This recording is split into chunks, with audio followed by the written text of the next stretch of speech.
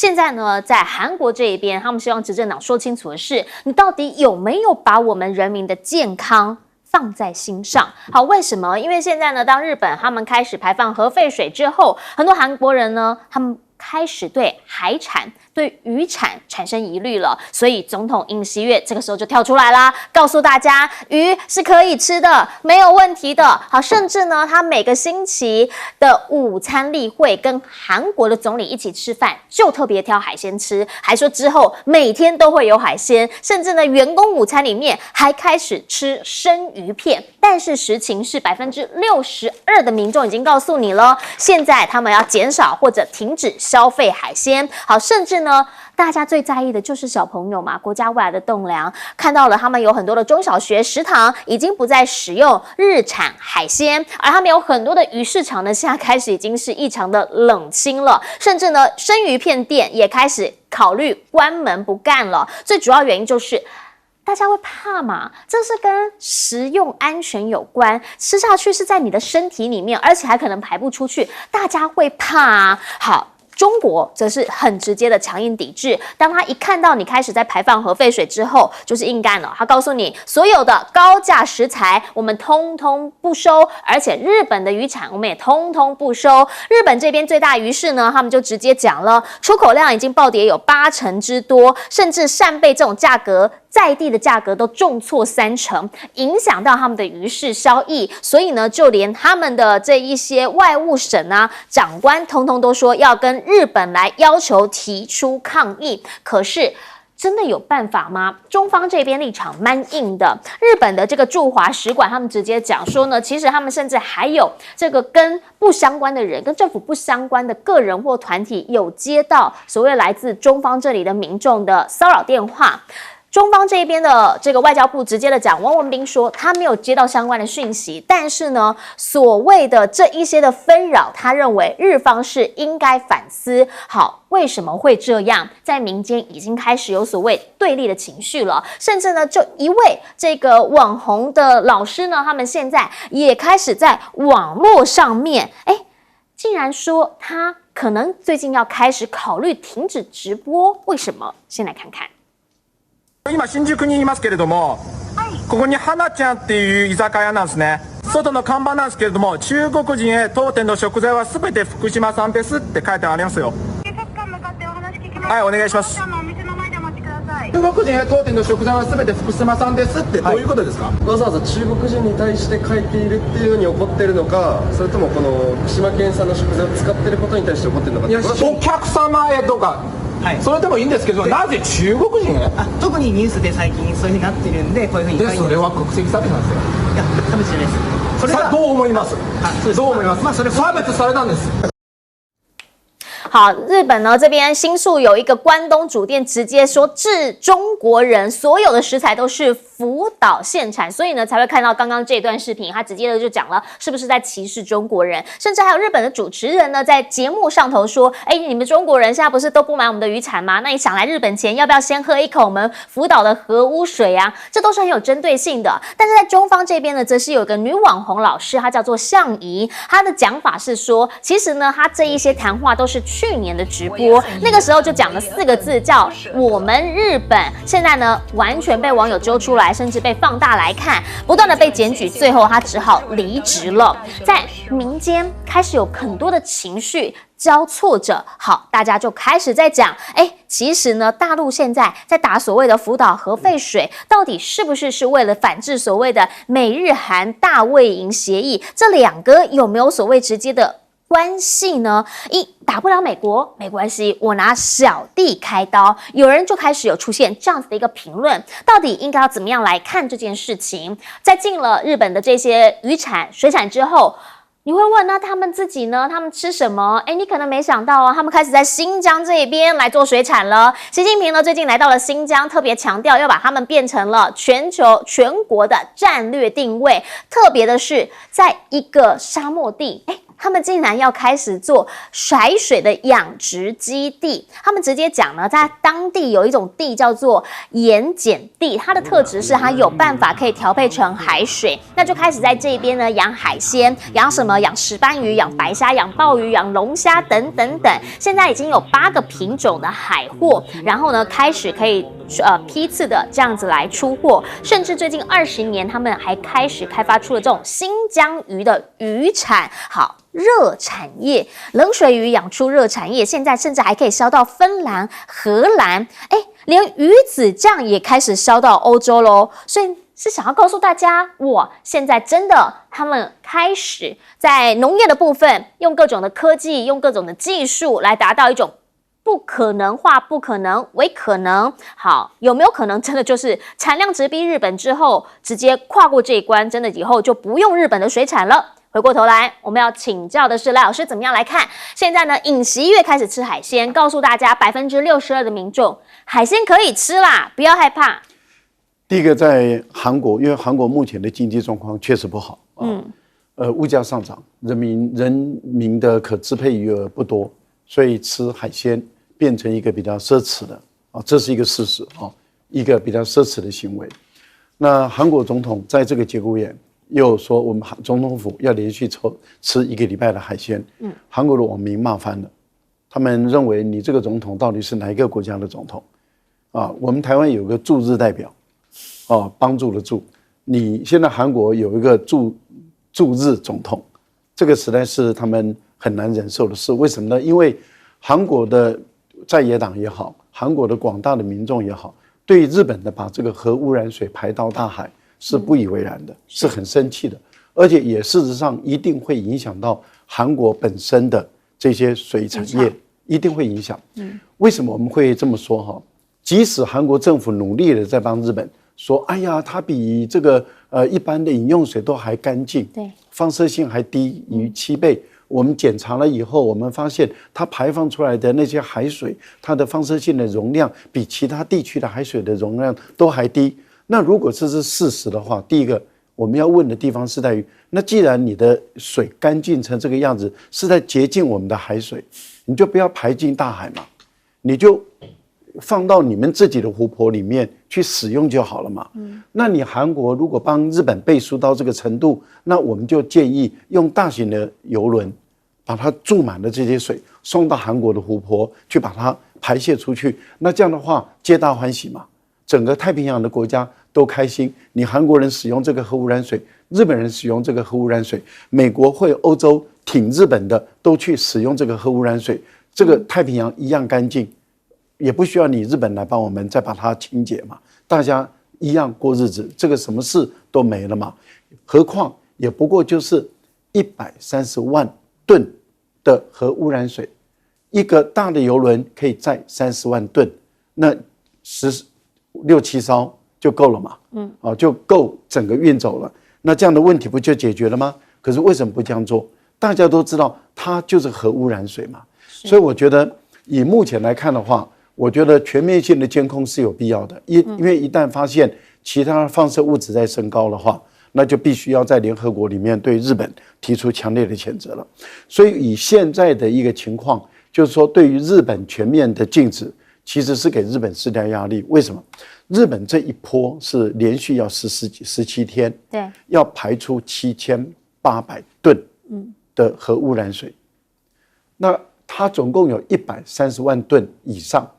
要30年到50年排光。是，现在如果必须要一直给它施加压力，要制止日本继续排出去，我觉得都还来得及。在它污染整个我们太平洋之前，日本停止的话都来得及。所以我觉得这个动作必须要继续加强，不要放松。好，我们要请教一下左老师，您怎么样来看？原因是因为大家现在也开始在讲了，中方这边是很直接，第一时间就禁止所有的日本水产，那开始就出现了中日双方民间的不同的情绪，你怎么看？其实两边的情绪都很高涨啦，就是都是民族主义就越来越高涨了。因为当然，大陆方面当然就是很多人就因此受害嘛，因为你卖的水产现在大家不敢吃，到底你是大陆的还是日本的？到底你这个是不是有碰到这个污染的水的？那日本方面当然就觉得大陆好像都是针对他啦，然后又接到很多这些抗议啦，那所以甚至有一些这个对于这个日本的这个使馆的一些攻击的行动啦，那所以其实两方面都蓄积了很多的情绪啦。那当然整体来讲，我认为这个未来大概这个应该会慢慢趋缓了。那原因就是说，如果这个情绪再继续高涨的话，那如果大家真的是恐慌，因为现在大陆甚至是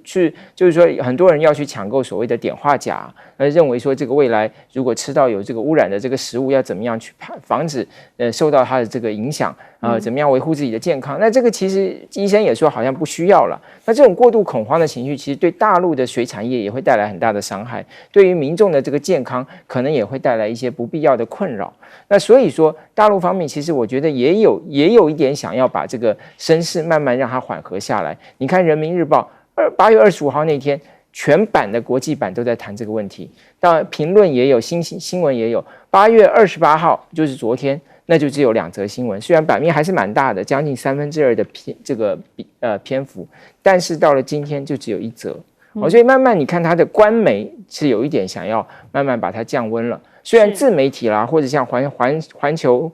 网啦，还是在谈这个问题但也慢慢也有一些提醒，就是说不要造成日本跟中国大陆民间的这种对立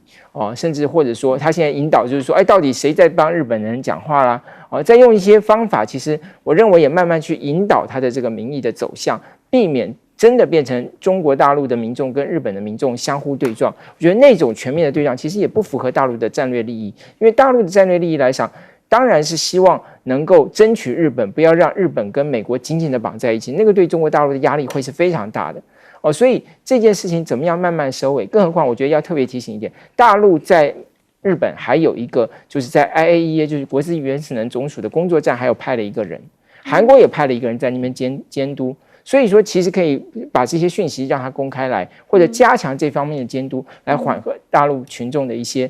不安跟焦虑。相反的，我们台湾根本没有人在日本我们政府到目前为止都没有说我们要派人去日本。在未来这段时间，我觉得这个才是我们才真的要担心这个问题。是不是政府应该马上要跟日本达成协议？我们未来是不是能够定期能够有人去？像韩国是2个礼拜去一次，那我们呢？我们有什么方法去跟民众去保证说，从日本排放这个水是不会带来对我们健康的危害？我觉得政府应该要加把劲。是，来，玉邦委员，这个台湾是这个非常奇怪的。你看，安倍是一个日本首相，他死掉了，我们当然反对暴力安倍显然对台湾也算不错，可是有好到在高雄竟然要有人帮他盖一个安倍铜像的纪念花园，连桃园还要想把它盖个纪念，类似像纪念馆这样子，有这样的一个必要吗？你晓不晓得甲午战争过后，这个1894年，然后过来就是所谓的乙未战争，从北到南反日抗日死了多少人？还没有讲后来交8年事件，还没有讲雾社的这个事件。所以日本人到台湾来是杀了很多人的。我们这里却尽可能把日本住过的地方，把它在台北市也是这样，把它整理的好好的，把它恢复，那有什么样的特色？有什么样的意义吗？对一个以前的殖民帝国的占领者，是用这样的方式在崇拜他了。那韩国会吗？我有点到韩国，看他们的这个总督府，日本的当时的总督府在那里。韩国朋友给我讲说，你赶快看啊，因为他很快就不见了。我问他为什么，他我马上处理他。过了不久，他是埋炸药就把它炸掉了。所以人家韩国人家会佩服他，他有民主自尊心嘛。我们竟然台湾人爱安倍有胜于日本人爱安倍，安倍本身很多争议的所以这个很奇怪。那大陆对日本当然有很多的怀恨，你看甲午战争，然后接着怎么918事变这些，然后最后对中国大陆的全面性的侵略，死的人，为这个战争而死的人，在2次大战。俄国人、苏联人死的最多，因为过来就是中国人被日本人杀死的最多，在战争中里面抗日死的人最多，所以这个我们有时候要去了解大陆有那种心情，是那种抗日的历史、抗日的情绪。你知道，在南京对手无寸铁已经投降的军人跟一般的平民大肆的这样的一个砍杀，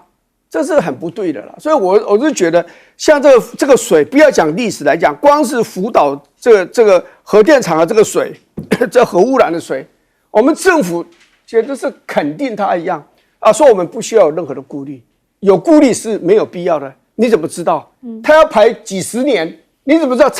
长期累积吃这样的水排出来的，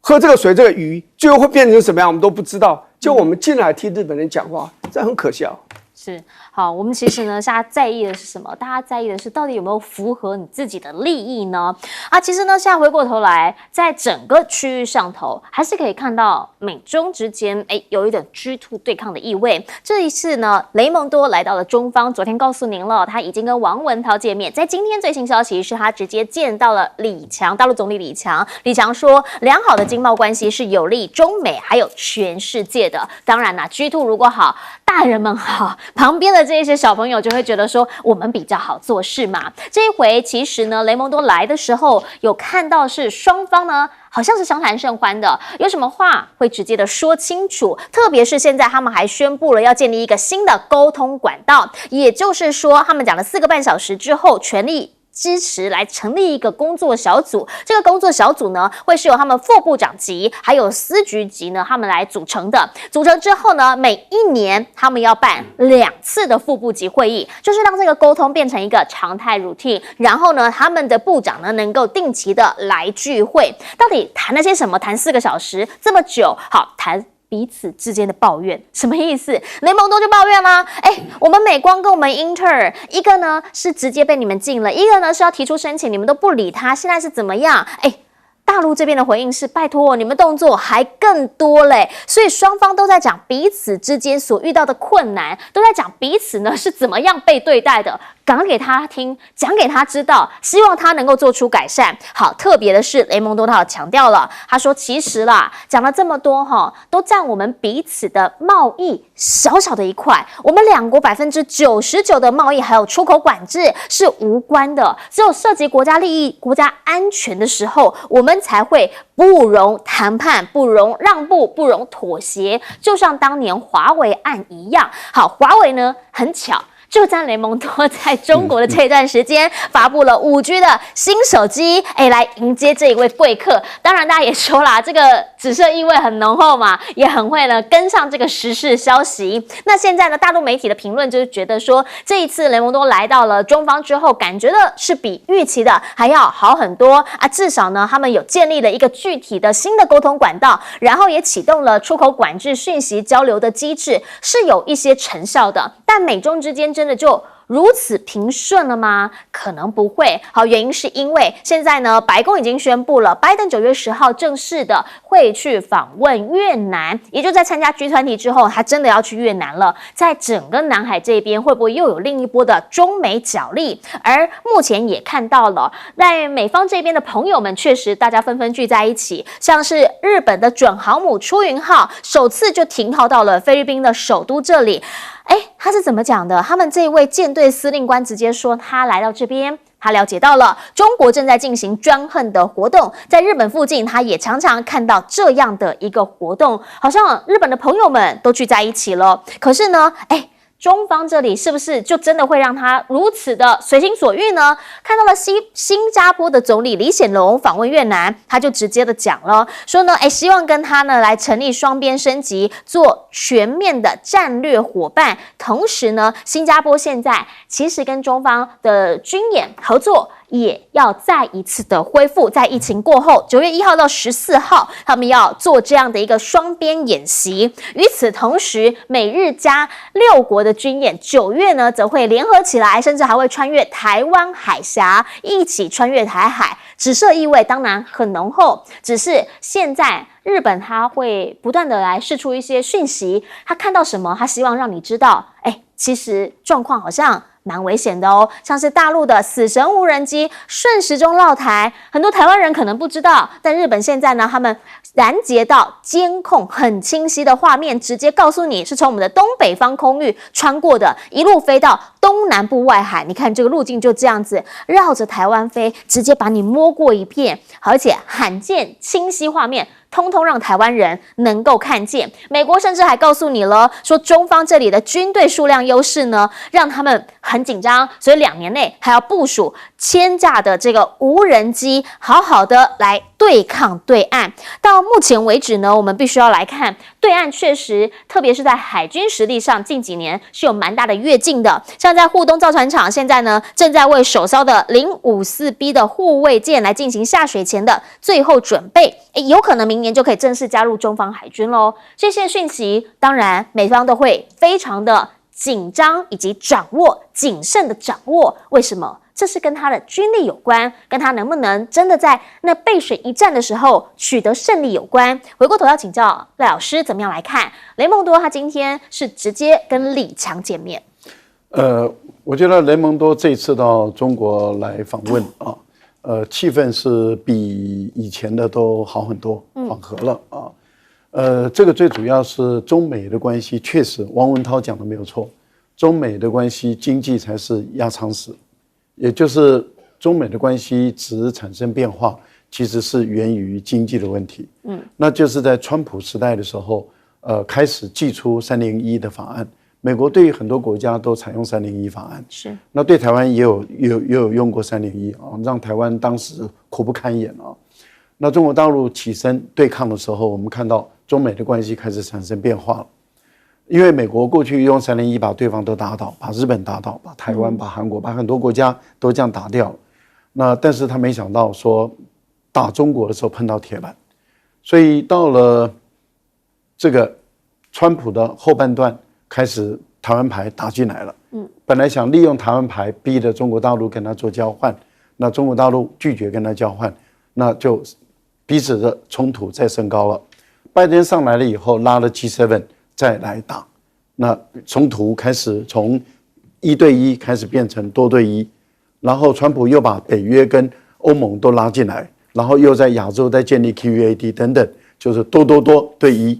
这样子打了2年多以后，开始有越来越多国家跳船了，纽西兰跳船，澳大利亚跳船，法国跳船，我们看到越来越多国家跳船，美国一看大势已去了。因为几乎所有的国家，发展中的国家都跳船了，连印度也都跟他保持距离了，几乎都在跳船的情形下，美国再打下去就没意思了，因为美国的筹码用尽了，那彼此之间的对立情况越来越大。好，那现在双方愿意都放下来，很好啊，成立工作组。那美国把他的想法讲出来了，美国比较关切的是点跟线的问题。为什么说点呢？像美光啦、英特尔啦，就是点嘛。加跟者啦，就是线嘛，就是美国比较关切的。那中国比较关切是整个面的问题。例如说你301法案要不要取消，这是面的问题嘛，因为是全面性的。你的歧视性的补贴，也就是说，只要到中国大陆投资电动车的，那就不补贴，要不要取消？你的半导体的这个补贴要不要取消？要不要限制？所以你看，中国大陆它关切的是整个面。是。那现在的情况是，我估计这次雷蒙多来，他不可能给予承诺，但是我觉得双方愿意成立工作组，那就有得谈了嘛，这是第一步。第二步呢，雷蒙多希望在11月份美国主办的 APEC 的会议的时候，这个习近平愿意跟拜登谈一谈。对，那这个我们就要看这2个月，你美国是要加高去风险的压力，还是要去掉一些你原来施加的限制，然后释放出友善的一个意味，那这个就是2个月内就见真章了。是。最后我谈到了一个有关于无人机很简单的问题啊，美国的无人机的建造跟无人潜舰的建造能量是输中国大陆的，赢不了了。好，来，我们等等呢，广告回来，我们要继续来请嘉宾帮我们点评。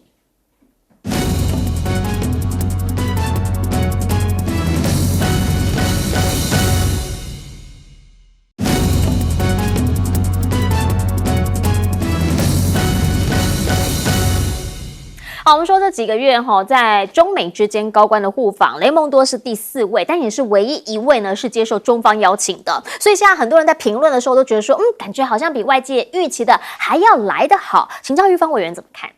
中国大陆是一定想要改变跟美国的关系了，因为这里面很多高科技的来源，还是来自美国，而且美国毕竟是中国大陆这么大的市场，那一年赚几千亿美金的顺差，是很不容易。所以中国大陆绝对100%不想跟美国把关系搞僵，而且继续恶化。但是这问题是主动的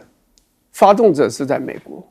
对美国来讲，就中国大陆，我现在就在打压你嘛，要不然你就成长得太快速，你的经济成长快速，带动军事的成长那么快速，我现在不打压你的话，我未来就会非常的疲倦嘛。所以美国对中国大陆的战略其实是双箭头了，一方面在科技上要打压你，不仅我要打压你，我要结合其他朋友不卖给你那种先进半导体的技术啊，还有这个软体啊。还有那个生产的设备都不要卖，都不要给你啊！你的东西要卖来啊，我们要抵制你，像5G 的设备这样等等。过来就是军事上嘛，他就是要把北约那一套要搬到亚洲来。这你可不可以成功不晓得啊？但是他是打算这样做，比如说日本、南韩，好啊，譬如说澳洲啊，譬如说菲律宾啊，这个跟他都有盟约的国家是啊，然后他现在可能拉拢越南，因为1979年。这中国大陆打了越南，大家解了仇。印度因为1962年印度也被中国大陆给揍了，而且揍得很惨。他就这样去拉拢，但这样会不会成功？先讲商业部分，你看你杀人一万，你智商可能智商至少2000、3000的啊，对不对？你这样的结果，中国大陆毕竟是全世界最大的市场之一嘛。那所以我们看到了过去这几年，中国大陆下订单几百架的这样子买空中巴士，你的波音的飞机还在仓库里面出不来。这个对波音来讲，这么大一家公司，它就承受不了。另外，譬如说，中国大陆是这么大一个市场，对这个半导体来讲，你像美国说这个先进的晶片不卖给中国大陆，那这些公司的损失都是几十亿、几百亿美金这样损失，他们也受不了，他们也会去施压。所以这方面，美国是要做一些战术性的调整放宽啊，本来要管制你也放宽，战术性的调整，战略的目标。长期来看就是继续的打压。至于说他把这些越南啊、印度啊、可能菲律宾啊，还有可能包括其他的马来西亚、印尼这要拉拢进来，要对付中国大陆，要围困他。这个不是很容易。你拿越南来讲，我这样做我得到什么？我在跟中国大陆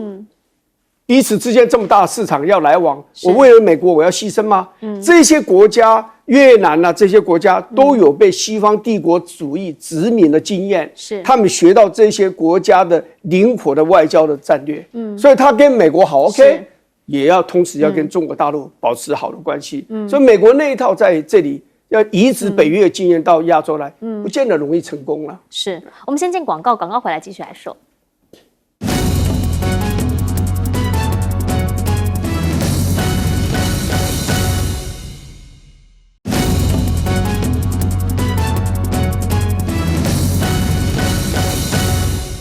好，美中呢在亚洲这边应该会持续的对抗下去，但是美国现在说他要去越南了，请教左老师他的战略思想是什么？好，我们看到现在这个新闻是说美国要跟越南签署战略伙伴关系，到底战略伙伴关系是什么意思呢？第一个，美国在2013年当时也是跟越南的这个总书记阮富仲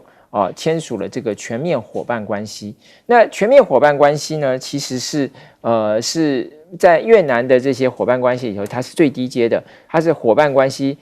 全面伙伴关系、战略伙伴关系、全面战略伙伴关系，最上层的叫特殊关系。那大家知道越南的特殊关系是哪些国家呢？其实就2个国家，柬埔寨跟辽国这其实是越南最关心的2个国家。那么全面战略伙伴国家，比如像印度啦，比如像中国大陆啦、俄罗斯啊，它是第一个先跟俄罗斯签的，在2001年、2006年跟中国大陆签的。那所以美国现在虽然说它要签署一个新的这个关系，新的这个协定，然后提升双方的关系，但是只是往上提了一阶，从最低阶的提升到次低阶的。那距离中国大陆跟越南那个关系还差了一阶，距离越南最高的关系还差了2阶。那当然，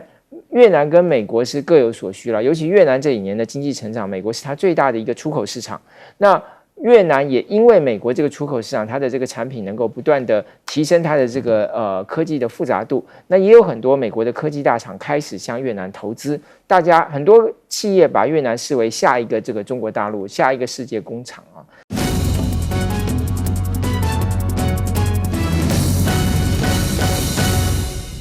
那家午安，我是陈燕莹，欢迎来到新闻大白话。好，接下来这一小时国内外大小事，要您听得懂的话说给您听。我们现在介绍这一小时的来宾，首先要介绍的是国际战略学者林玉芳，大家好，以及国际政治专家赖玉乾老师。主持人好，观众朋友大家好。还有台大政治系教授左正东老师。主持人好，大家好。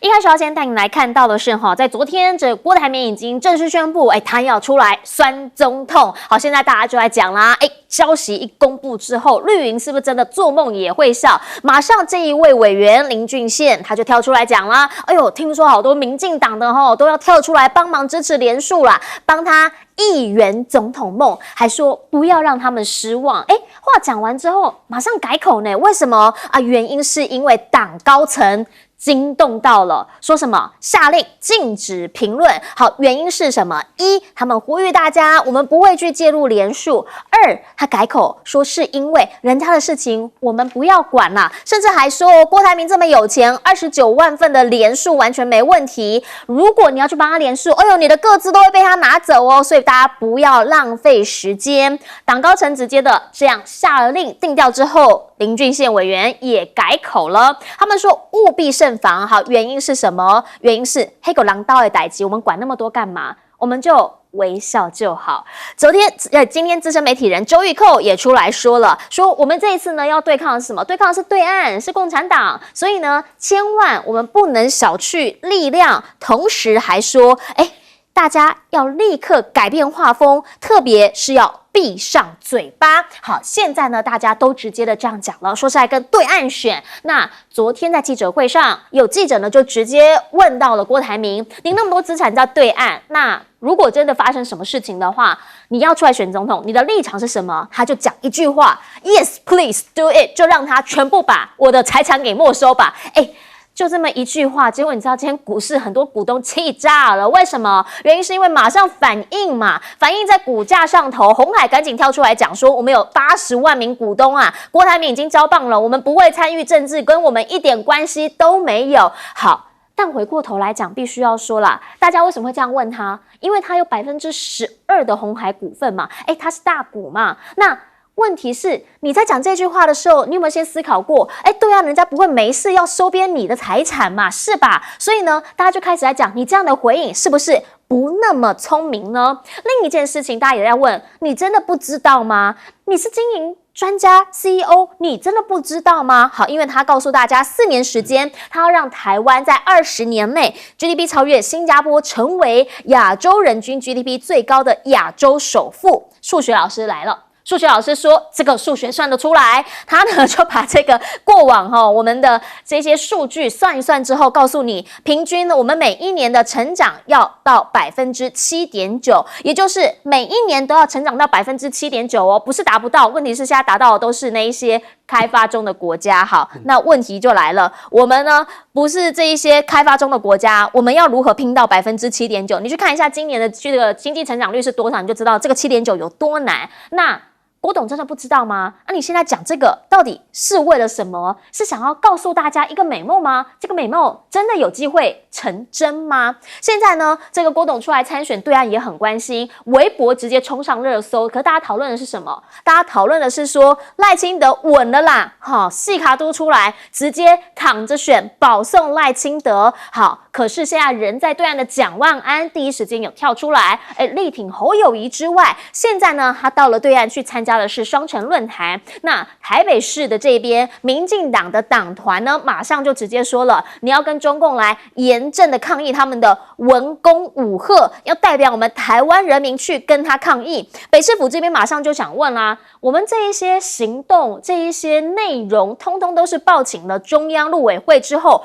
批准了，我们才参加。总统蔡英文也说两岸要有健康的交流，那现在大家到底是在喊几点了呢？还是说你们都只是讲讲而已？你们那一些希望两岸健康有序的交流，赖清德说希望跟他们好好一起吃晚餐，都是假的吗？好，华盛顿的这个《华尔街日报》呢，他们其实现在就有一篇报道了，特别强调赖清德现在其实警告说，对岸是有企图要颠覆我们的政治制度的。如果是这样讲的话，那你真的是和平保台吗？还是说这句话讲出来之后，可以看得出来你心底想的还是抗中保台？回过头请教玉芳委员怎么样来看？好，现在呢大家就在讲了，郭台铭出来参选，很多人都要帮他圆梦，特别是民进党人，但话一出口，又缩了。先这样讲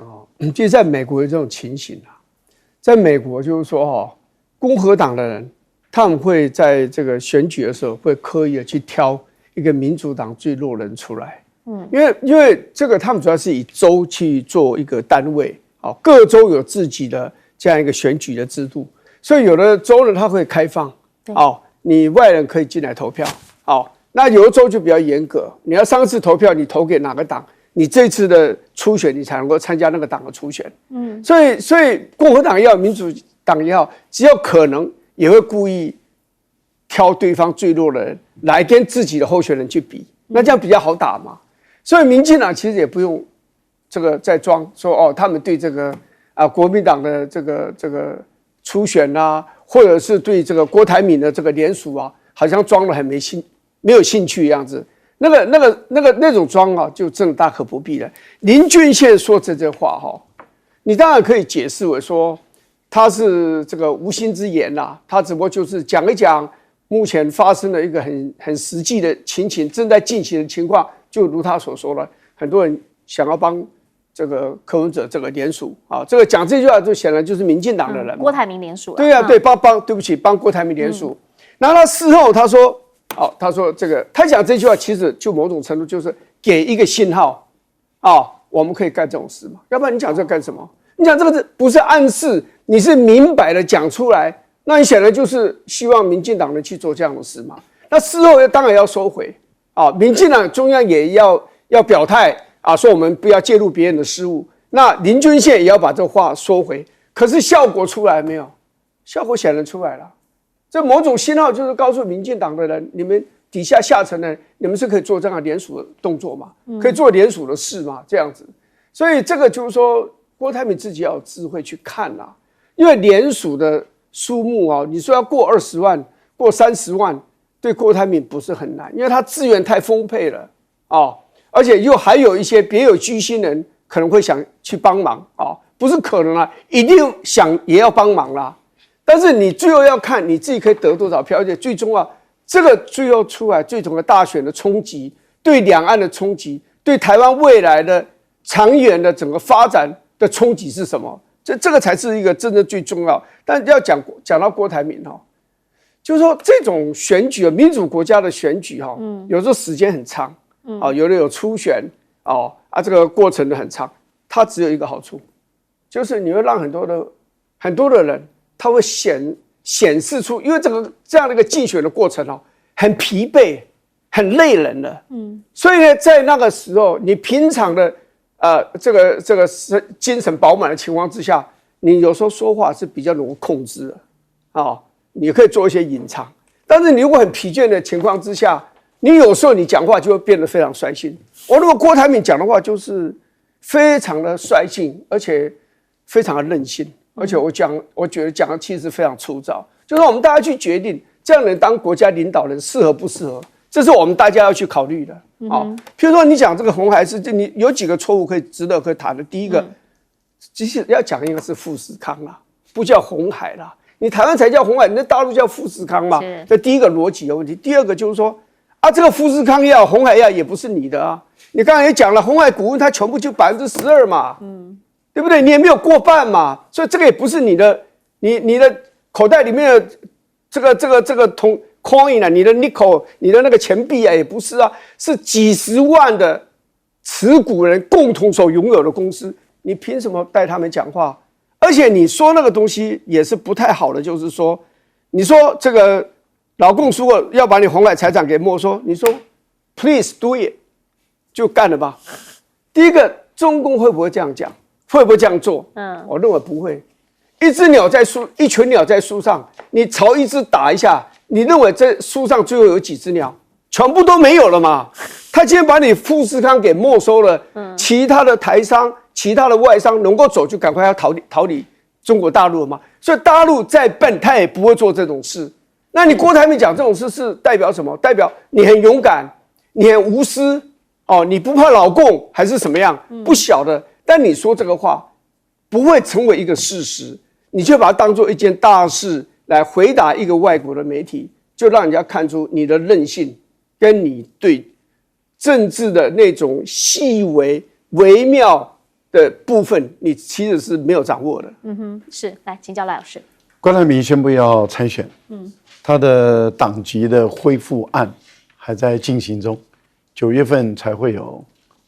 结果出来嘛，因为生效期间要3个月，而事实上他已经递出申请了，所以他在开国民党的玩笑，开政治的玩笑，开自己的政治信仰、政治认同、政治态度玩笑，可以这样开吗？也就是说，我说我要恢复国民党的党籍，所以我要参加初选，然后结果呢，国民党说我们不要初选，我们用遴选征召，这样的情形下，我就生气了，我就不开心了，我就说我要自己出来参选。可是我在要取得这个总统候选人的国民党的提名的时候，我已经说我要恢复党籍，我要认同国民党，认同三民主义，认同两岸同属于一中的这样的一个主张，我要认同9·2共识。我因为这样的一个主张，所以我恢复了我的中国国民党的党籍的身份。结果这个党籍的身份还在跑，结果你却因为没有获得国民党党中央集体开会讨论的结果，你就说我翻脸不认人了。你已经翻第2次、第3次了，这样翻来翻去，坦白说，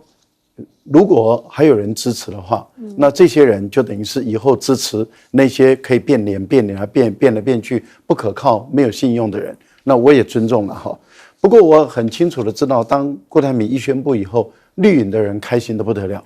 哇，欢欣鼓舞啊，喜形于色啊，喜形于色还要装的，哎呀，我们不要去干预了，哎呀，这个是他们家的家务事啦，哎呀，就好像显得他们很有风度。坦白说，我还真的鼓励这个孙仁昌出来选呢。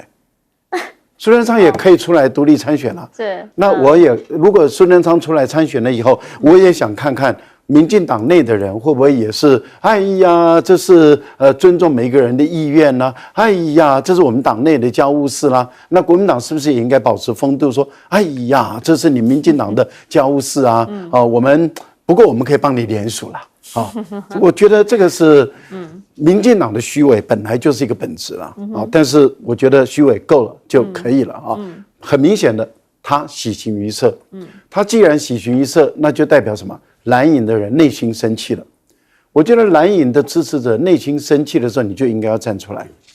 就应该要有态度。尤其是蓝营的政治人物，如果你在这个时候你还没有态度，你就不配继续在蓝营代表蓝营从政，你就应该退出蓝营。我坦白说，我一个不是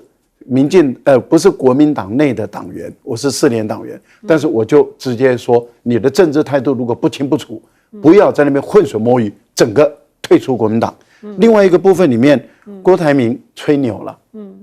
，20年内让台湾的 GDP， 请问你鸿海的毛利多少？我就问嘛，你鸿海的毛利多少嘛？5%有没有？对不对？我们都知道嘛，一个汇率的上上下下，可能就让你血本无归啊。我的意思也就是因为你鸿海的毛利很低嘛，你就是一个代工厂嘛，你就只能够在海外这些土地成本低、人事成本低的地方来活下去嘛。中国大陆土地成本高了，人事成本高了，你受不了了，往越南跑，往印度跑，你毛利这么低的鸿海，你要在台湾创造GDP 7.9%年增率，美国人说我做不到，德国人说我也做不到，日本人说我更做不到，就你毛利5%不到的鸿海，你说你做得到，鬼才相信呢。来，我们要请教一下左正东老师哈，您怎么样来看啊？原因是因为现在呢，这郭台铭参选，连对岸都在说赖清德稳了，但是对岸呢，现在我们看到了，蒋万安去开双城论坛，马上呢就被民进党台北市议员就说你要怎么样，你要怎么样，你要硬起来什么之类的。可是我们就要想啊，赖清德他现在接受国外媒体的访问的时候，他只是直接的说了，是对岸因为他们企图要颠覆我们的政治制度，所以我们必须要小心。您怎么样来看？其实这篇《华尔街日报》的报道，我觉得值得我们所有人来关注，因为在这篇报道里头呢，他特别提到了几件事情。第一个，他说啊，赖清德是北京跟华盛顿都认为是一个台独的支持者。我认为这个讯息很有意思哦，就是他特别强调说，不是只有中国大陆认为他是一个麻烦制造者，华盛顿也认为他是一个台独的支持者，而他说台独就是北京的红线。好，这是《华尔街日报》讲的，不是我讲的哈。第二个，在这篇报道里头，他也特别谈到了，就是说，赖清德虽然他自己本人呢，他也说是希望要跟习近平一起吃晚餐，但是呢，他又认为说，反对党的这些希望跟对岸对话的这些努力呢，是会给台湾带来危险的因为他们的这些对话呢，都是在所谓的放弃主权的这样子的一个前提之下去进行的。那我觉得这个其实就是一个非常可笑的一件事情，就是他自己去跟对岸吃晚餐，去跟习近平吃晚餐，就是一个追求和平。那么在野党去跟对岸有一些沟通对话，还不谈到所谓要不要吃晚餐这件事情那就变成是所谓的出卖主权那这个我认为反映了赖清德本人他在看待在野党的这个态度，乃至于他对于两岸关系的这个态度，我觉得是有一个非常不好的一个倾向，也就是他把两岸关系视作是一个选举的竞技场，他把跟他政见不一样的人都认为可能会出卖台湾。那这个其实是非常危险的，因为两岸关系其实是需要有一个朝野的共识，是需要朝野团结在一起，一起来跟大陆来对话，一起来寻求一个台湾安全的一个极大化。那这个就好像今天讲到了这个蒋万安去大陆，这个民进党的党团说你要讲这个，你要表达抗议我举另外一个例子，大家可能还记忆犹新，在去年国民党副主席夏立言去大陆的时候，是那个时候大家也说你这国民党出去一定要表达抗议这大陆怎么围台军演这些事情，结果夏立言去有没有讲？有讲当然自由时报也报了，可是我们的这个副总统，他今天不只是总统参选人，他是现任副总，他还是一样说，你国民党跟大陆的这个交往，就是大陆的对话，就是所谓的出卖主权。因为你接受的就是一个所谓的这个两岸同属一个国家，台湾是中国的一部分。可是我要请教赖清德副总统的一件事情是，您既然向中华民国宪法宣誓效忠，那我们中华民国宪法里头是不是把台湾视为是中华民国的一部分？我们中华民国宪法是不是把中国大陆也视为台湾也视为中华民国的一部分？台湾跟大陆都是中华民国的领土。那这个你认为主张台湾跟大陆都是中华民国领土，有没有出卖主权？第二个，国民党过去到大陆去谈九二共识，9·2共识里有谈说中华人民共和国是中国的唯一合法政府吗？没有啊。国民党过去一向主张就是一中各表嘛，就是我们基于我们中华民国主张的主张台湾跟中国大陆都属于中华民国，这个是我们的一贯，这个国民党过去一贯的主张嘛。但是你完全是没有去面对这些事实，是采取一些混淆视听的做法。我觉得这个才是导致台湾社会无法团结。我们在面对中国大陆的时候，总是自相矛盾，总是会相互攻击，而没有办法有效的形成一个团结的力量。我认为赖清德本身做了一个非常坏的示范。好，确实现在每一次呢，人民在面对执政党的时候，其实总会有非常多的疑问大家想要请执政党说清楚。